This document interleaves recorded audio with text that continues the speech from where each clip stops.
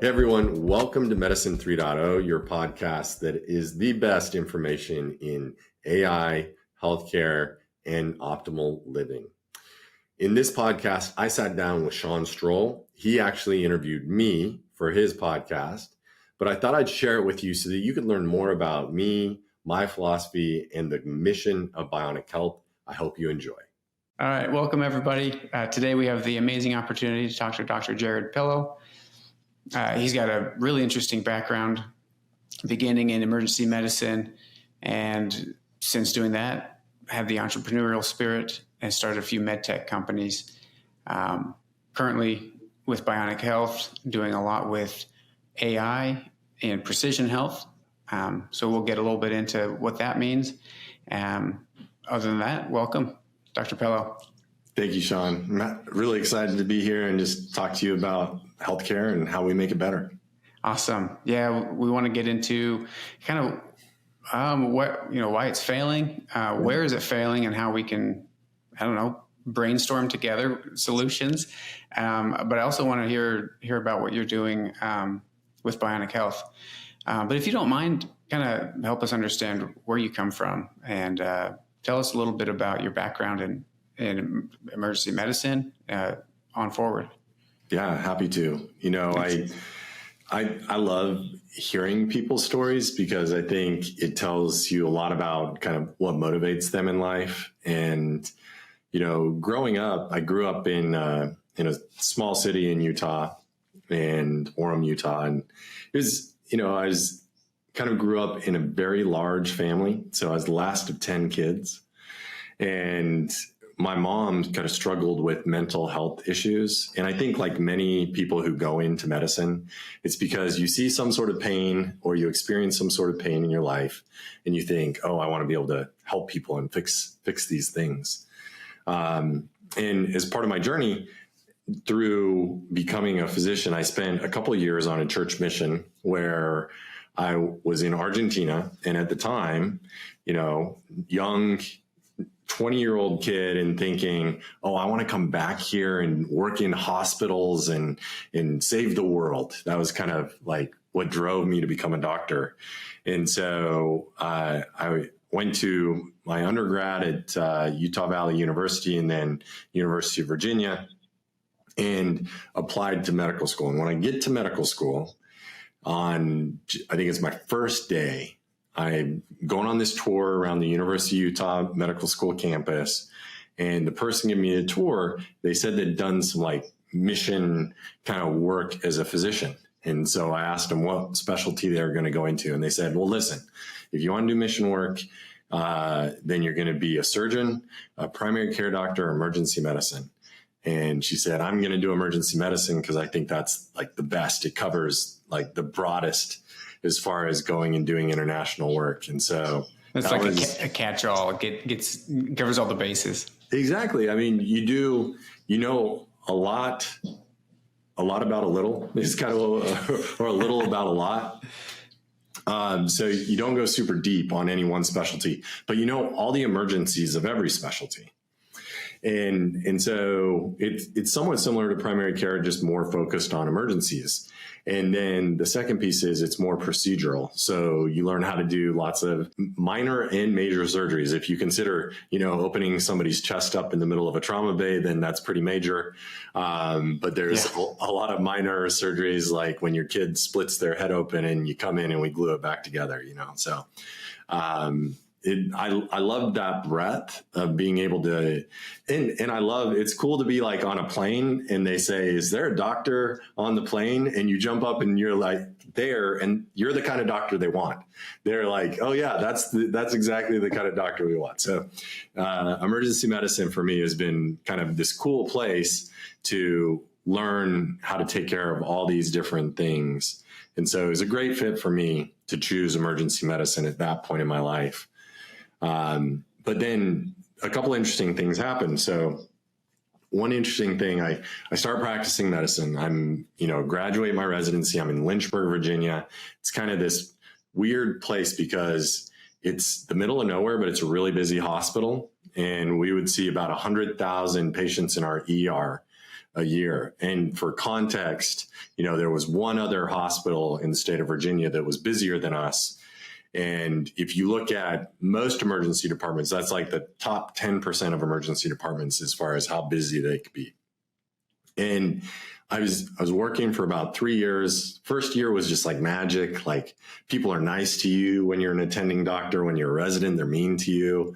Like, first year was like magic. I wasn't working nearly as much. I was actually making a living where I could support my family. But after a couple more years, I started getting a little disillusioned with feeling like I was there. There's a poem that John Denver reads where he talks about how there's an ambulance at the bottom of a cliff.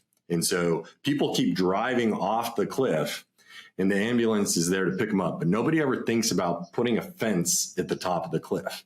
Like, let's go back and fix the actual problem. And I felt like I was at the bottom of the cliff and I was catching diabetics out of control. I was catching people with cancer. I was catching people having their heart attack. And I was like, I want to go to the top of the cliff and maybe put a fence up and keep people from falling down the cliff. So that was kind of the first time that I started to think, I'm going to go do something in kind of preventative medicine. That was kind of the first time when I started to think that. Awesome.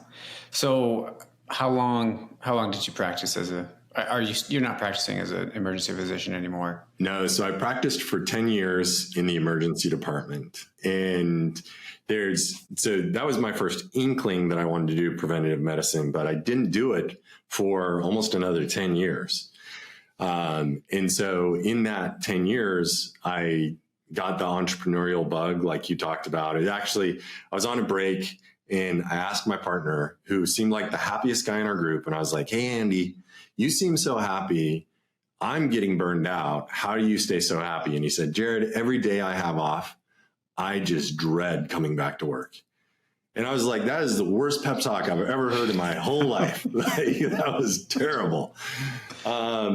But what he said was, those who are happiest in medicine are either trying to fix it, like they're working to fix it, or they come up with a side gig and they're doing something else.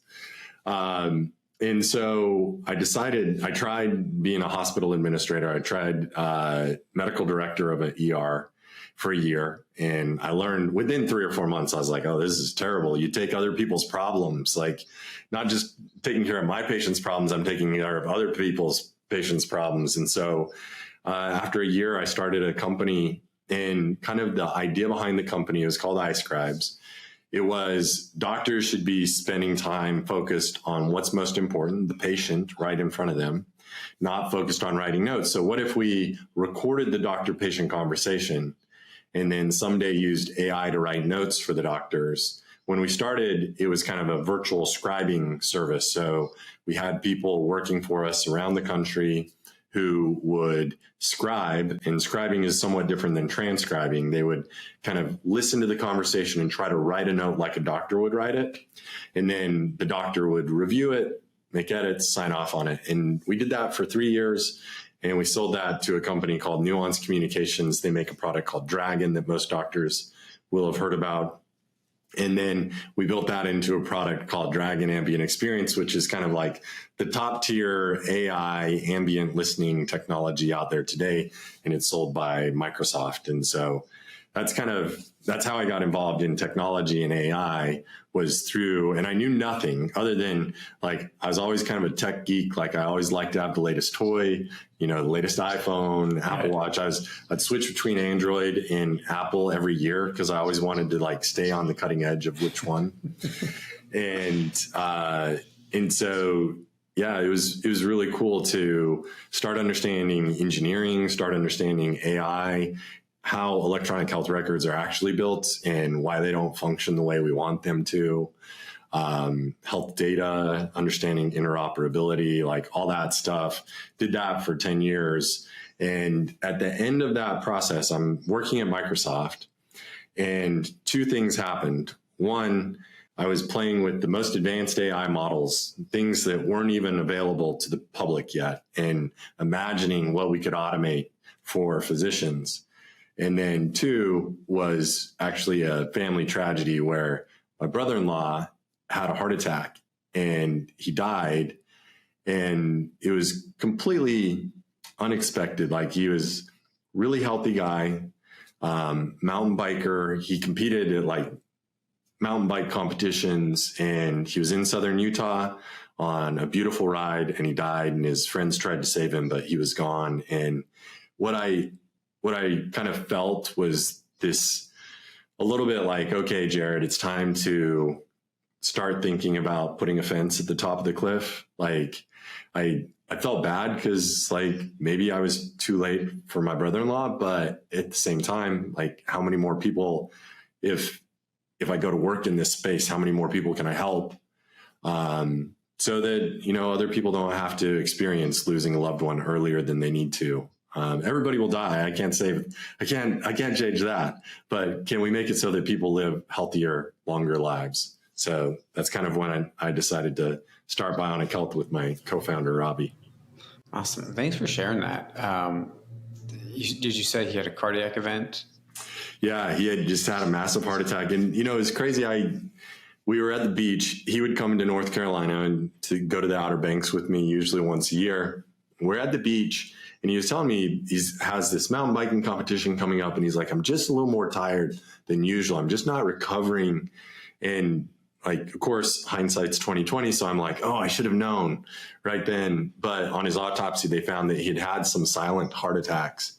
And then he just had a major heart attack on that bike ride, and he was probably gone as soon as he tipped over. But yeah, and he died doing what he loves. I'm sure if he had the choice, he'd like to be around still. And I think everybody experiences this, right? Like, death is ubiquitous. Like, everybody will experience it one time or the other. Like, somebody that they love will die unexpectedly, or somebody you love will have dementia, or something that probably could have been prevented, advanced cancer that if you'd been screening appropriately, you would have caught. Like, there are all these things that we can prevent: the heartache, the pain, the treatment, the cost, if we just do medicine in a much more intelligent way.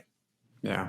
I mean, I think those that work in healthcare, not that it's a numbing feeling, but they have a different perspective of ailments, illnesses, and even death. Not that any of those are welcomed, but yeah, working around it, you have a different perspective of it, just in general. Yeah, thanks for sharing that. Opening up a little bit about your passion. That's critical.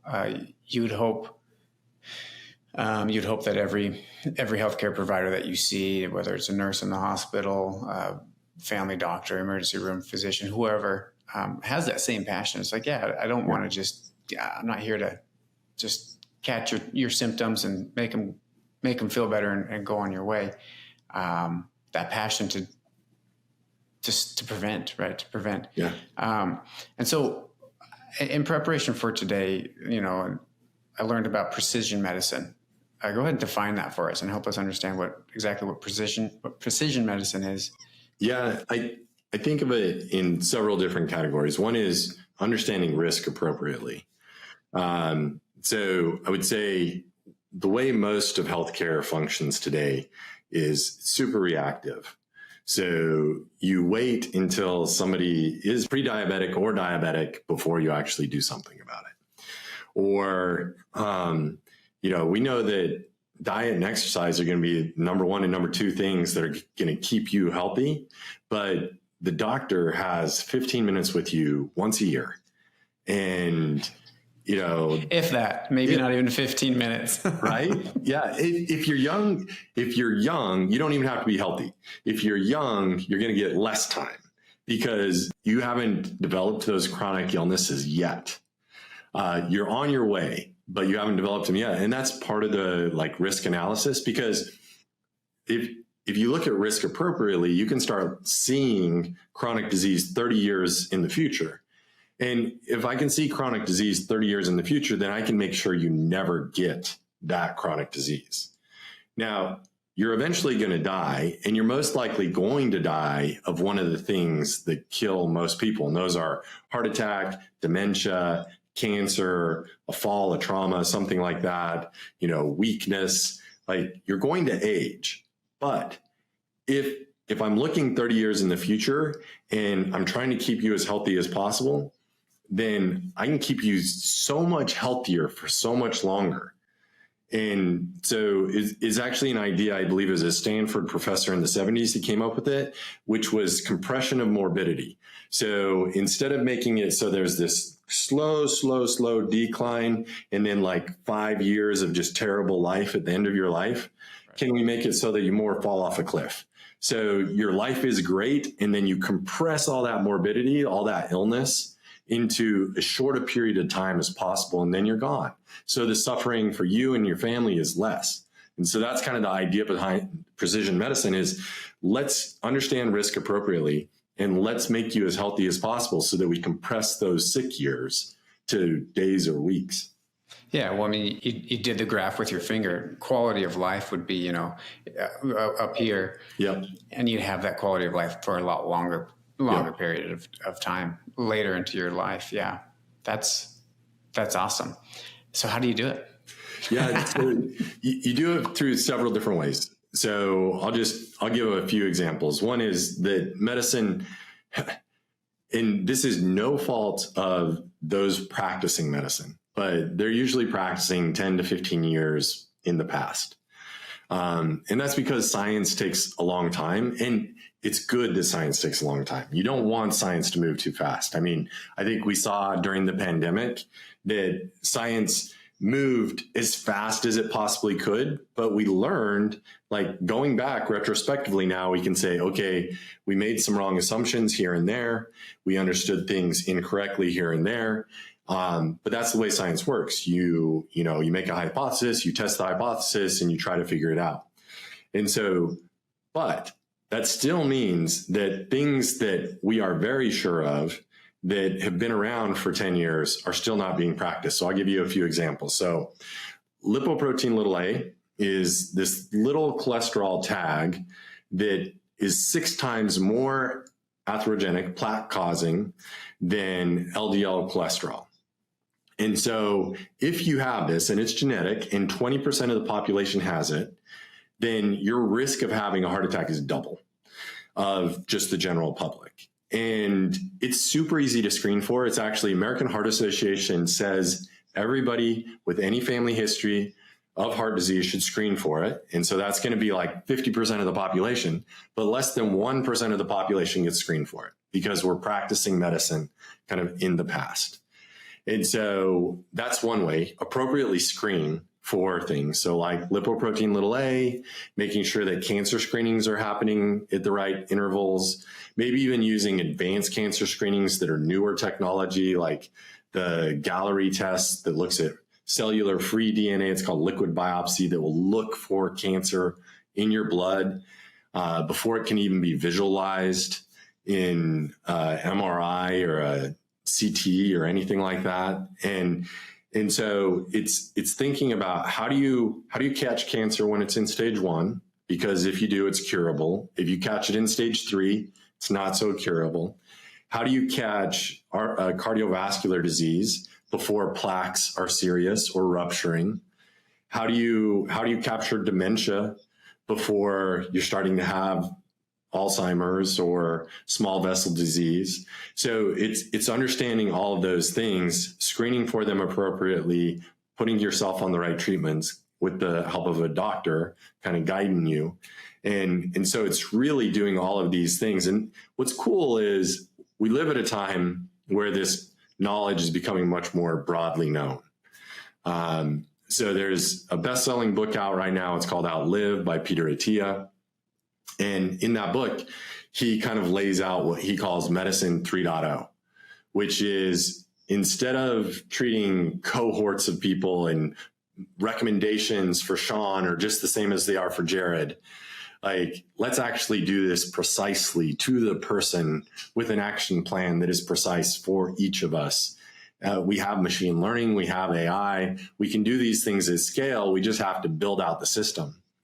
And it's hard to do in healthcare because healthcare is this behemoth, and it's running down the tracks, and it's really hard to take resources and divert them when we're barely handling in the US, we're barely handling what we can today, especially in primary care.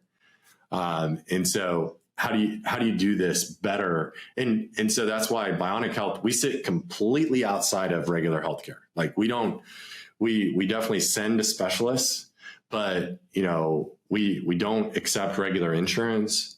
We do it all completely outside because we wanted to make it as affordable as possible, which might sound crazy because we sit outside insurance, but insurance just makes everything way more expensive. So we sit outside of insurance and you deal directly with the doctor, and we make it very, very precise on how you receive care.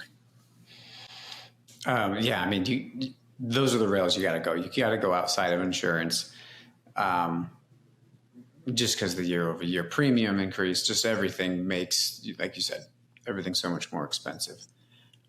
What's the patient or the customer experience with Bionic Health?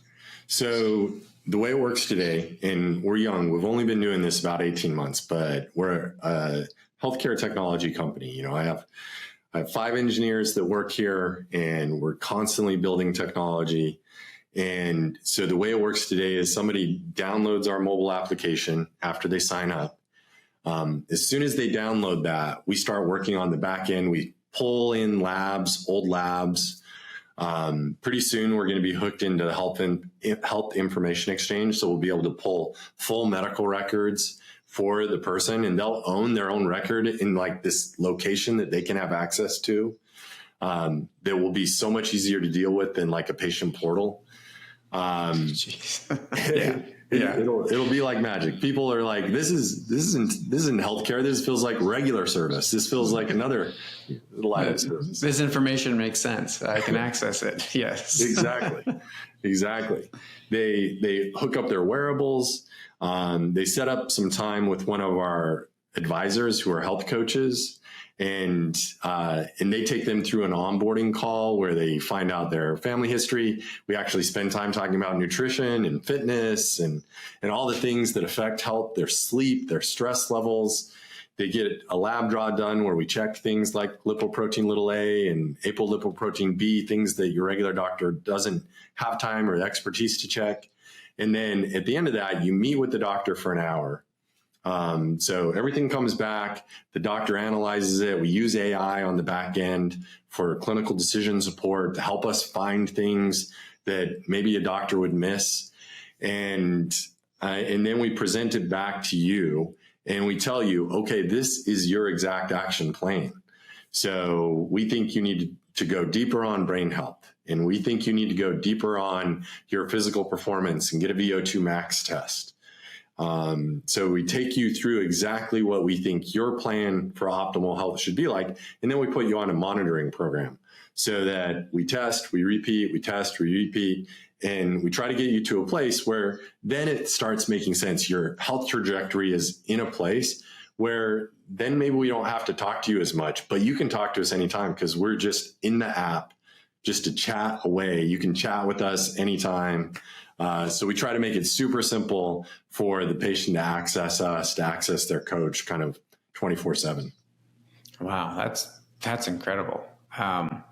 So with some of these services where they would need to go get tested, is that a network? I know you said you're young still. Is that something that you would refer them out to somewhere they would go? Let's say it was a sleep study. Yeah. Is that you rent out a sleep room, or how does that work? Yeah, so sleep is great because now you can do home testing. So we have a partner for home testing. So we'll order, it's called the Watch Pat 1, which is like, it's this watch thing. It sits on your finger. You get an electrode on your chest, and you do sleep apnea testing at home. And then we can prescribe CPAP to you. You can like get all that taken care of at home. We try to do as much as we can in the comfort of your home. So you can get labs drawn at home. You can get your sleep testing done at home. So we try to make that just kind of as seamless and easy as possible and bring in partners to fill the gaps that we don't have. Yeah. And like you said, integrating health records and previous labs, AI just feeds off of data. Yep. And that's what you're trying to collect, as much data about each individual as possible, right? I mean, it makes sense. Target does the same thing. Not for our health, Right. more of our spending habits, right? Sign up for our card and you'll get 10%, but you'll also spend 20% more at our stores because we're going to advertise to you. No. But I mean, it's the same thing. They're just taking all this data, all of your personal data. That's what you're doing, essentially. Not to sell them something, not to get 20% out of it, but more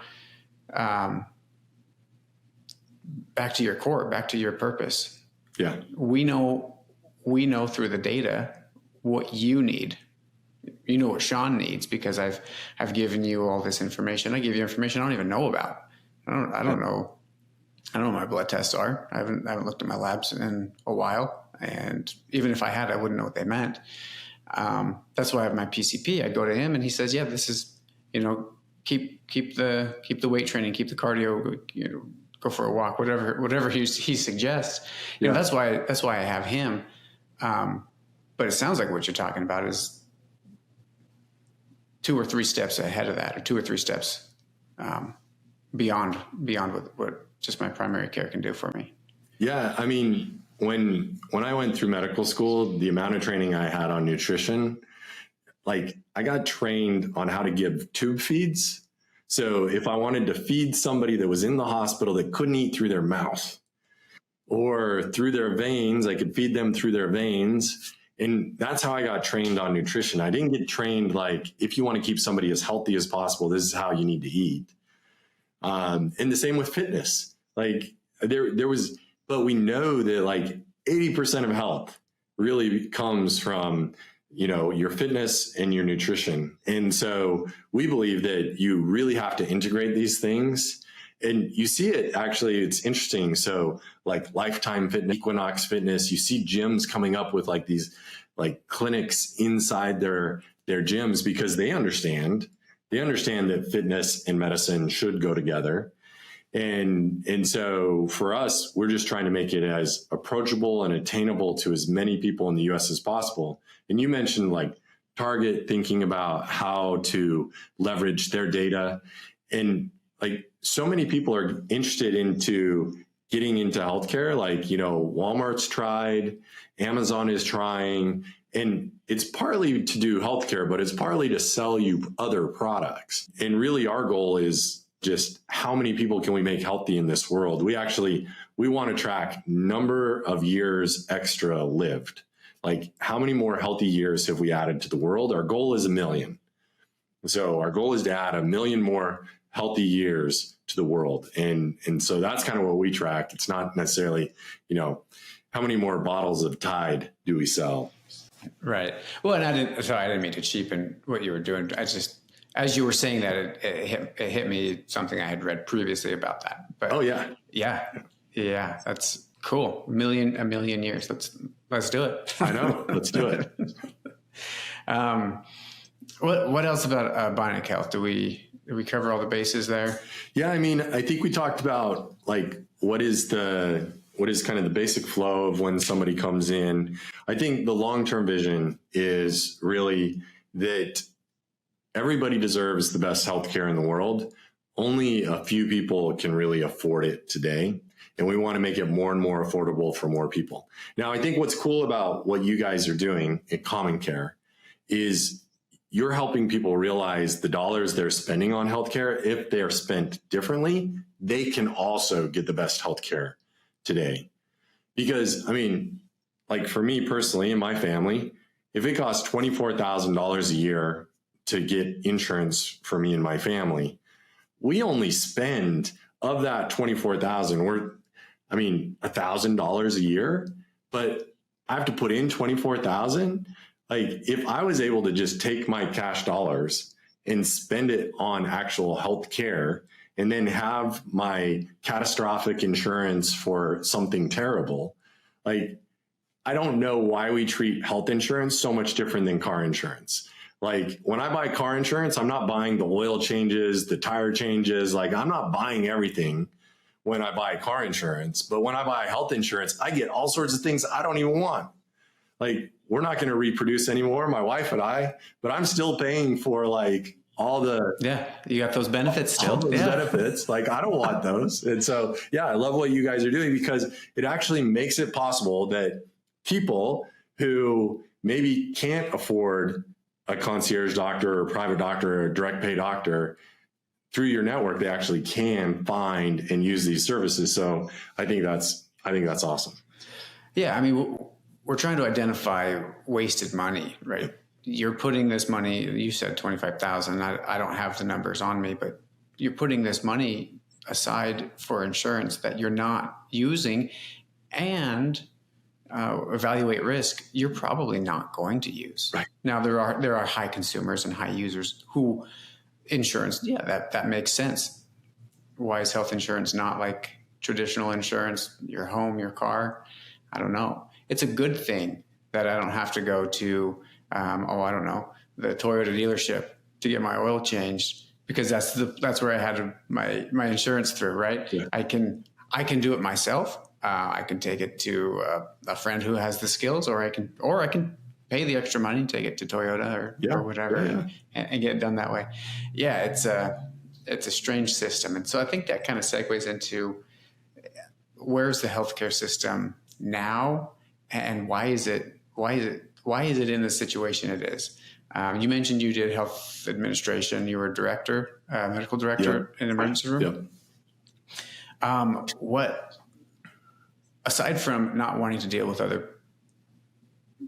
others' problems and others' patients' problems, where was the disconnect with actually caring for people in the health system?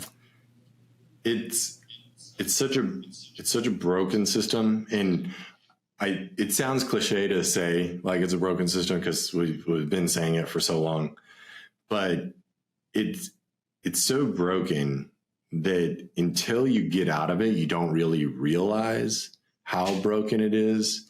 You do, because you feel it when you're in the system. You feel how broken it is, but once you get out of it and you can see it from the outside, you're like, wow, I do not understand how we ended up. And I don't believe that anybody with malintent like designed it to fail. I think we just gradually got here from all sorts of different decisions. And, the older doctors will point back and say, oh, the 70s and the 80s were the good old days. Those were the best days. And there is a little bit of truth in that physicians had more autonomy to do what they felt was right, and there was less oversight. I think it was probably less safe for patients back then. I think there have been changes for good and ill, but where I think it really hurts patients is when your physician and your nurse are more concerned about documenting, because if they don't document on you while you're there, they're going to be there 3 hours past work.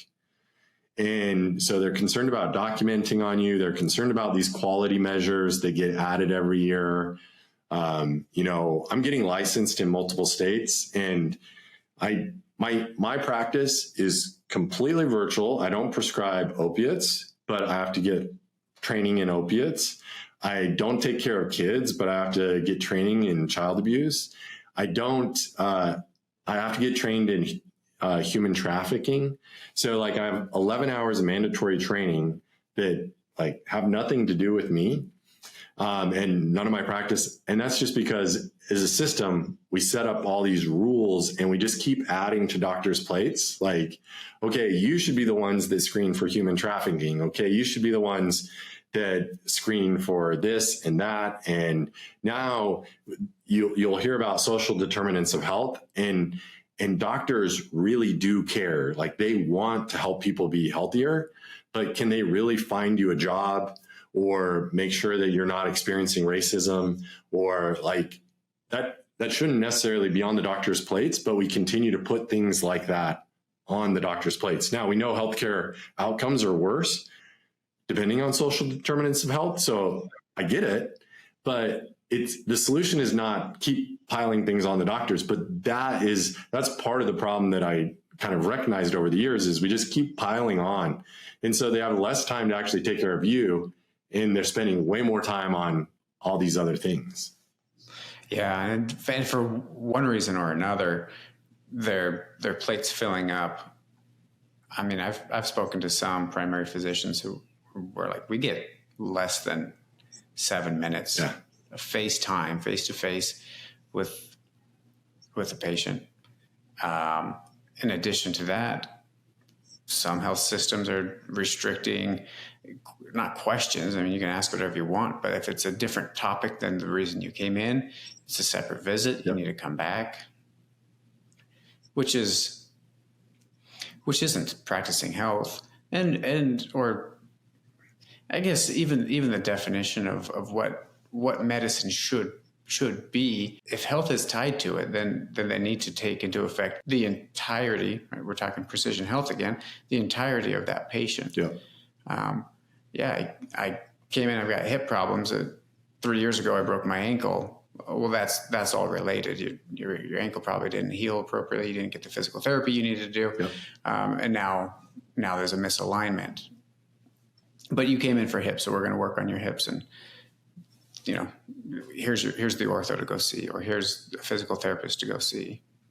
I've got another patient. Not to fault the physicians at all. It's a story after story I've heard of the physicians don't have enough time to treat or to actually understand the patient's concerns, which is something I don't have experience with. I'm more of a patient, right? I go in and I'm like, okay, I've got my list of questions, and maybe I've even written them down.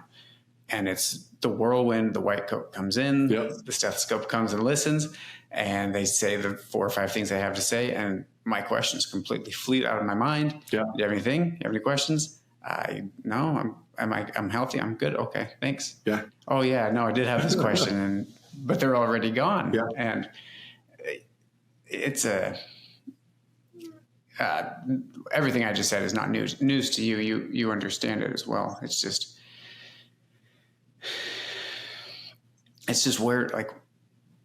where do we go from now? I talked to a lot of DPC. They solve that problem in one way or another. The time with the patients. Well, it's interesting if you ask a primary care doctor at like a big institution how many patients they take care of, and it's usually going to be on the order of 11 to 1,200 active patients, and then maybe another 1,000 or 2 of less active patients. And just think about how many hours a year somebody can work, and how many patients, like how much time can you give per patient? And now add in there, like some of them are really ill, complex people, and the time that you can spend with them is so low. And so it's just a really interesting space that I don't think we can solve unless we figure out how to solve some of the administrative work that we're putting on doctors, unless we can help them with clinical decisions, help make it faster, easier. And then I think, we have to continue to figure out how do we leverage our advanced practice providers? How do we build out all these tools to do more for our patients? And you mentioned, being able to ask all your questions. And one of the things that you'll hear doctors complain about today is now they have an email that their patients can email them at. And at first, the institutions were like trying to incentivize patients to email. And now institutions are charging patients to email. So if you want to send your doctor a message, it might be $10 or $15. And which to me is crazy. Like, I want you to be as healthy as possible. I want you to ask me all your questions, but we can only get to that kind of volume where I can take, 10 questions a year from each person if I have automation, if I have technology, if I have the ability to answer quickly. So I think we have to solve this problem with better systems, better technology, better care.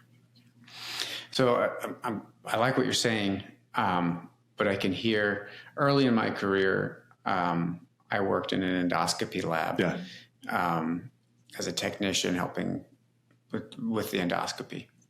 And we had a new EMR come out, and a few of the physicians just didn't enjoy the experience. There was a big learning curve for some of them. One would say, you're adding clicks. Every click is, 10 minutes of my life or something. I don't know exactly what he said, but alluding to the more technology advances, or the more that regulations are using this technology, slowing down my practice, slowing down what I do and what I do best, and it's hindering my performance. You're on the tech side of things, and I feel like I'm more in your boat than my physician friend. That we can leverage technology to actually create more time or free up some more time. How do you combat that? I assume you've faced that with physician peers, that wall of, no, I don't want to learn a new tool, a new app, a new this. Yeah. How do you cross that bridge, or how do you address that challenge? So a few interesting things around this. Like, one is, you have to remember how electronic medical records got forced onto medicine. It had been growing. Epic and Cerner had been kind of naturally growing. And then the High Trust Act, the Affordable Care Act, meaningful use, like, everybody had to adopt an EHR to receive certain dollars. And so they did that, and they weren't ready. The electronic health records were not ready. And so you ended up with technology that wasn't great. And it didn't change for a long, long time, because it was this huge growth. And then it took a long time for electronic health records to get back to innovating and building new things. And so that was one of my biggest problems with my last company. Was I'd go say, I'm going to save you 2 hours a day of documentation. And they'd say, that's what I heard when they were selling me the EHR. And so, yeah, it was kind of magic to actually do it and have them save 2 hours a day. And they'd be like, oh, this is amazing. This is the best thing ever.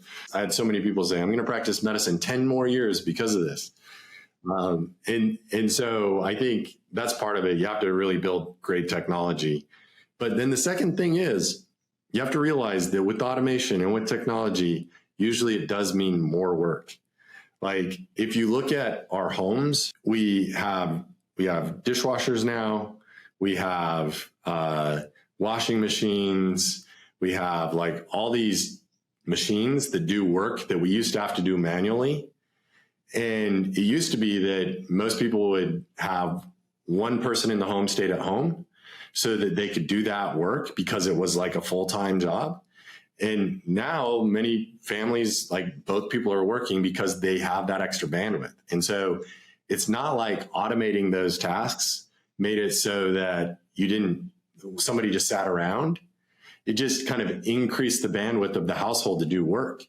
And so as we increase the bandwidth of doctors, my vision is not that doctors will take care of less and less patients.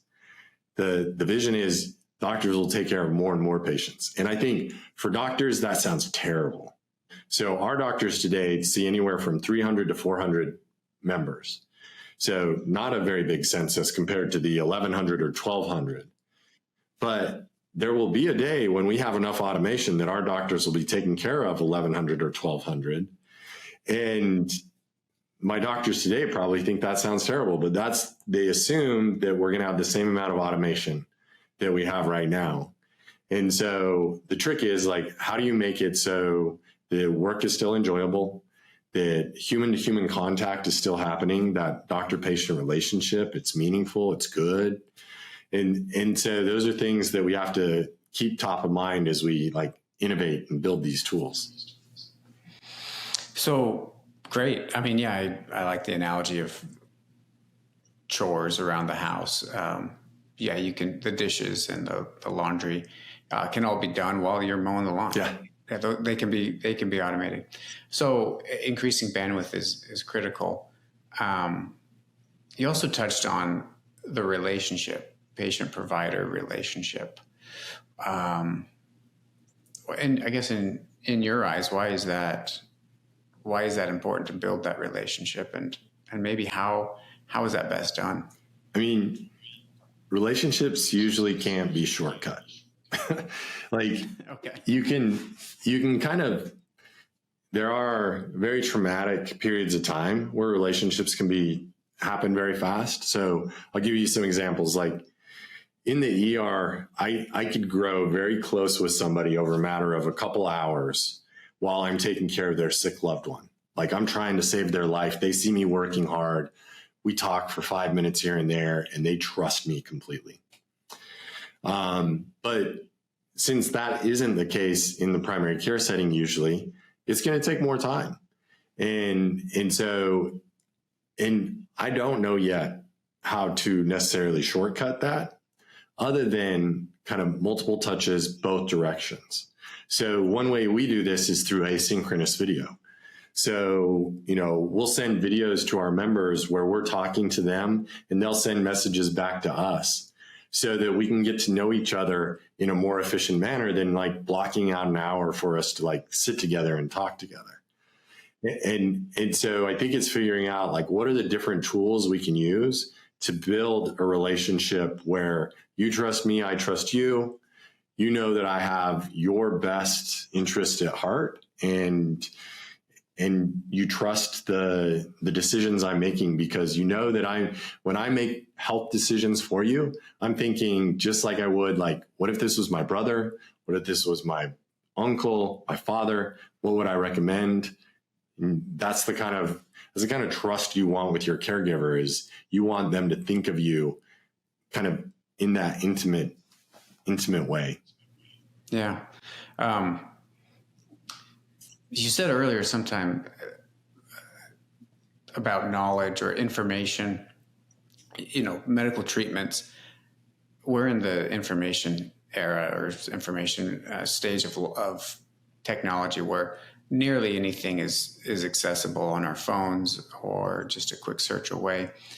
And so with that, knowledge and obtaining of knowledge is not proprietary, right? Doctors don't own the market of knowing everything about health, and that's a good thing, right? Challenge. A patient should be able to challenge or question or second opinion or this or that, and I think that's a good thing to enable the patients to really own their health.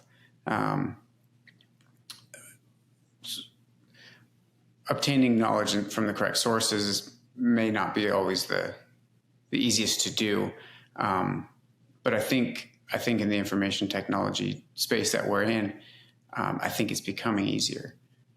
What are your thoughts on knowledge not being proprietary to? I'm talking specifically health knowledge, proprietary to physicians, as part of that building that relationship. Yeah, I think I love having my patients question. I love having my patients send me articles, and because it shows me they care. It shows me that they're thinking, and that they're engaged in their own health and they want to be healthy. And like I talked about science changing, it can be a little disconcerting for somebody if, for years and years they were on a medication and then they hear like, okay, this medication is no longer considered safe. Or, this used to be how we'd screen for something and now we screen like this. Or this used to be a treatment that we no longer use. And so it's important that people understand the process of science. And, science isn't just a straight line up. It's kind of, ups and downs. We continue to make progress, amazing progress. But yeah, I love for my patients to dig in, care about their own health, listen to podcasts, like all of those things. And then it is on the doctor to stay educated. and to kind of stay up to date as they can anyways. Yeah. Awesome. Kind of want to kind of conclude the conversation with talking about the current healthcare. We did already address some of these things. Yeah. AI is big for you.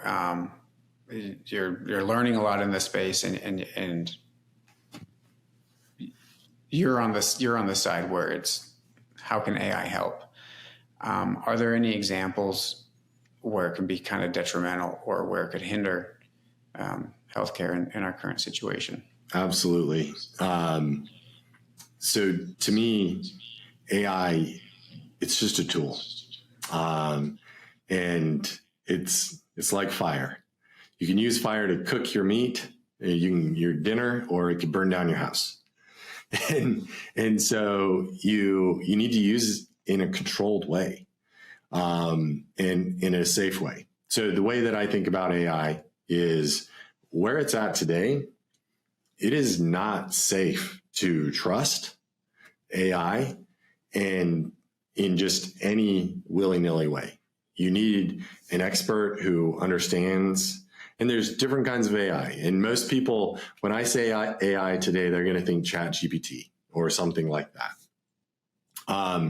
But there are all different types of AI that are working in different systems around us. And so, and there are a couple different trade-offs to always understand with AI. There is speed and accuracy and data amount. And so the larger amount of data you have, the better your AI is going to be. If you want really high accuracy, you're not going to have very high speed to start, because you're going to need multiple checks and you're going to need multiple systems. And it's a little bit of why we only use our AI in preventative health, because the decisions we make, it's okay if they take a little bit of time. We're not in the ER. We're not in the intensive care unit. Like, I don't have to make life and death decisions second to second.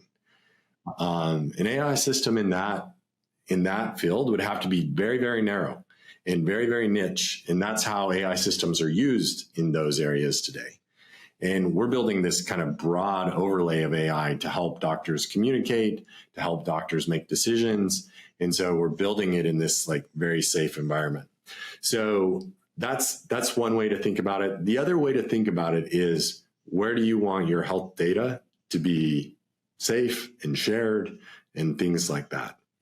And so, like, never upload your data to like a general website. Don't upload your data to ChatGPT. Really only use like HIPAA compliant, which if you're questioning if something is HIPAA compliant or not, it's probably not. Like, yeah. If you have that question, don't do it. Yeah. So yeah, I think there's lots of care needs to be taken around AI. You got to be safe with it. Awesome. Thank you for sitting down with me today. Enjoyed the conversation. Thank you for opening up and telling me a little bit about your life and your story. I had a wonderful conversation. Thank you so much. Thanks, Shawn. This was a lot of fun.